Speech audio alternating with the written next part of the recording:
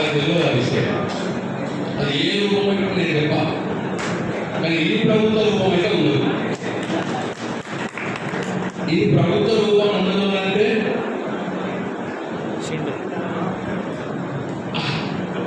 ఈ ప్రభుత్వ రూపం ఉండదు అంటే అర్థమైంది. ఇప్పుడు ఈ ప్రభుత్వాన్ని చూసి మన ఆఫీసులు, ఎంపీ ఆఫీసులు, బాబుకోడు, ఒర్రకోడు, పోలీస్ స్టేషన్ కూడా పరిస్థితులు ఉన్నారు కదా, వాళ్ళు ఏం పబ్బులు అన్నట్టు.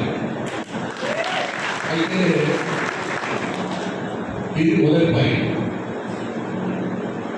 నేను ఎవరేమంటే ఇప్పుడు ఈ ప్రభుత్వ రూపం మాత్రమే ఉండదు అంటున్నారు అంతే. ఇప్పుడు ఎంపీ ఎన్నికలు ఉండకపోతే జీరో రైతు బంధు రైతులకు ఒక పైసలు చేయకపోతుండే కాంట్రాక్టర్ తగ్గిస్తుండే. మనం ఎన్నికలకు పోయినప్పుడు మన ఎన్నికలు వచ్చే ముందు 7,000 కోట్లు పెట్టిన రైతు బంధు కోసం కేసీఆర్ పెట్టిండు. వీళ్ళు రాన 7,000 కోట్లు ముందు కాంట్రాక్టర్లకు ఇచ్చిన రైతు బంధు మాత్రమే రైతులకు వేయలేదు.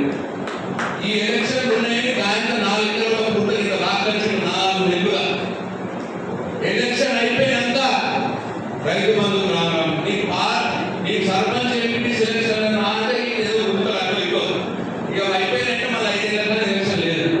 5 ఏళ్ళు రైతు బంధు ఉన్నది ఏమున్నది. ఎందుకంటే వ్యవహారం మీకు అర్థమైందా, పార్లమెంట్ ఎన్నికలు ఉన్నాయని తెలిసి ఓట్లు ఉండగా 4 ఎకరాలు వేయడానికి 4 నెలలు తీసుకున్నాడు. ఒకవేళ ఈ ఓట్లే లేకపోతే, ఈ ఎన్నికలే లేకపోతే మనం ఆలోచన ఒక్కసారి రైతులను ఆలోచించమని చెప్పి మనం అర్థం చెప్పాలి. మనం ఆయన ఎత్తుకోలేయాలి. ఈ ఎన్నిక 2 వారాలు చెప్పాడు, 13 చెప్తా 20 రోజులు అన్నాడు. 5 ఏళ్ళు అయింది లేదు. మళ్ళీ ఉద్యోగాలు చెప్పిన స్కిల్ డెవలప్మెంట్ సెంటర్ పెట్టి వేలాది ఉద్యోగాలు ఇస్తానని పిల్లలు అన్నాడు. ఒక్క ఉద్యోగం లేదు. రాష్ట్ర ప్రభుత్వంతో సంబంధం లేకుండా 1,00,000 ఇల్లు కట్టిస్తాను, ఒక్క ఇల్లు లేదు. ఎందుకంటే మన ఊళ్ళో రాను మన రూపాయి ఏదో ఉంటుంది, చెప్పిన మాట చేయను. ఈ 60